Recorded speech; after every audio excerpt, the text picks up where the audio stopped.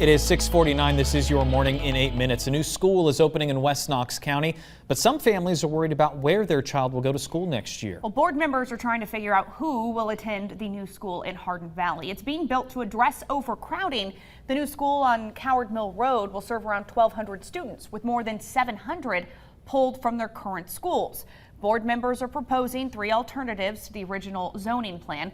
That includes removing the Hayden Hills neighborhood from rezoning and expanding the proposed map to introduce a grandfather clause. Parents can expect to have an answer during next school board meeting on November 9th.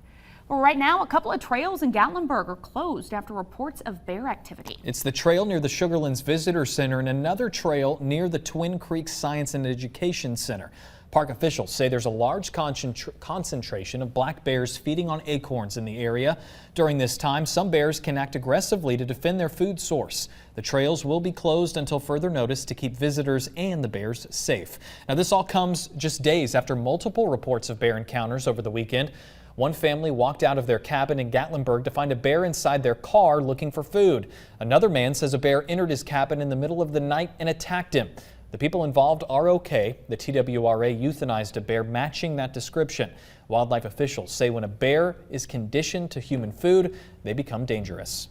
And some good news if you live in Sevier County. The Jones Cove Road Bridge is back open after washing away in July. That bridge collapsed after severe flooding. It was first built in the 1940s. It's now opening earlier than expected. TDOT originally thought just one lane would open in November, but the whole thing's open. When it closed, people in the area told us that it added nearly 40 minutes to their commute. You're still going to see some crews out there working on finalizing the project. Drivers are excited. It's expected to be completely done by early 2023.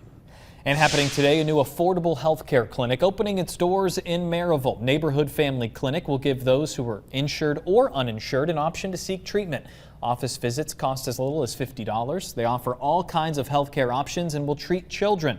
A grand opening ceremony will be held at 3 o'clock today. And hundreds of new jobs are on the way to East Tennessee. Georgia-based Gold Creek Foods, one of the nation's largest poultry processing companies, setting up shop in Campbell County. The company will move into the old Campos Food site in Caryville, which closed back in September.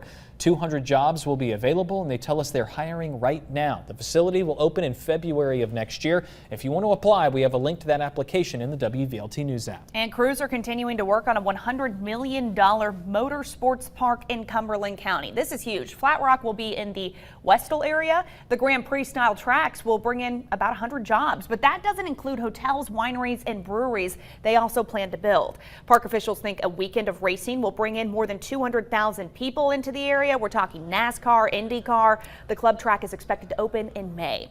We're following new details on that rail strike. It could be on the horizon. Another union is rejecting the tentative agreement between U.S. freight railroads and unions. The Brotherhood of Railroad Signalmen, which represents 6,000 workers, voted not to ratify the September deal. Members are not in favor of how sick days are handled in the latest agreement.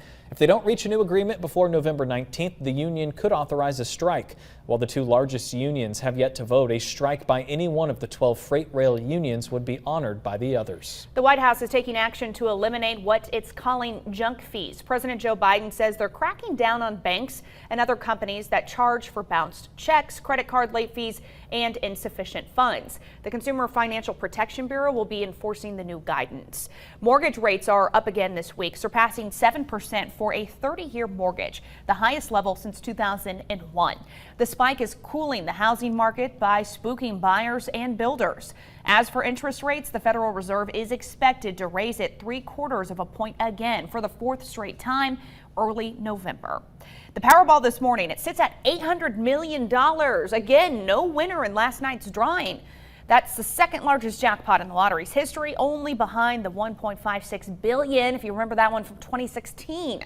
The next drawing will be held Saturday night. The cash value is sitting around $384 million. Happening today, the Oak Ridge Parks and Rec Department hosting their 40th annual Halloween party for children. Plenty of Halloween activities tonight at A.K. Bissell Park, including a hayride. It all starts at 6 and goes until 8 o'clock. WVLT is proud to be your official station of the Vols. We're just a few days away from one of college football's oldest rivalries, Tennessee and Kentucky. Today we're going to hear from Coach Josh Heupel one more time before the big game. Saturday's game Neyland at night. Kickoff is 7 o'clock on ESPN. Tennessee going to be wearing those black jerseys and helmets. And it's Thursday, which means it's Rivalry Thursday. We're closing out the regular season with a good one, an important regional game between Farragut and Bearden. Kickoff tonight at 7 o'clock. Mark Packer and Austin Price on the call. You can catch all the action on MyVLT. It is 6:54. We do want to get a look at your First Alert traffic with Whitney. That Thursday morning commute is looking good as you head out the door. We had a multi-vehicle crash earlier on 40 westbound in West Knox.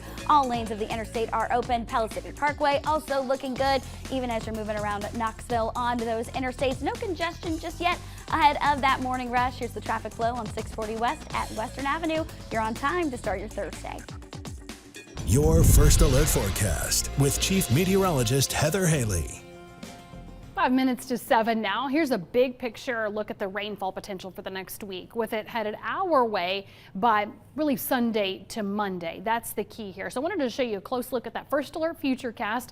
I know we've been talking about it for days, but again, still seeing that trend for scattered moderate to some heavier rain to move in during the day Sunday. So morning spotty, best coverage midday to afternoon. If you're making some Sunday plans, maybe you got a fall festival. My church is on Sunday.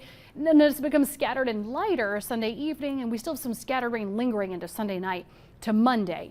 But on Halloween Monday, that does still look to become spotty by the afternoon to evening. So more soggy by the time the trick-or-treaters get out. At least for now, if you're about to open the door, notice these clouds are retreating nicely right on time. And that's where temperatures drop behind it, like 42 Kingston, now 49 Knoxville. On the edge of those clouds, 50 Morristown. Boot them out of here. Give us more time with sun. Here's a quick look at your Thursday planner. Those winds out of the northeast continue now through midday. Then we've got the milder sunny afternoon with that high of 68. We've got a nice couple of days though before that rain heads our way on Sunday. So I'll help you make your plans with your eyeball forecast as well as a Halloween outlook coming up on the CW. Yeah, love these normal temperatures. Normal. Average temperatures. I love Much it. better than the Don't get to freezing say that cold. very often. We yeah, don't. around here, it's always a roller coaster. It is 6:56. We're headed over to WBXX. We hope you have a good day.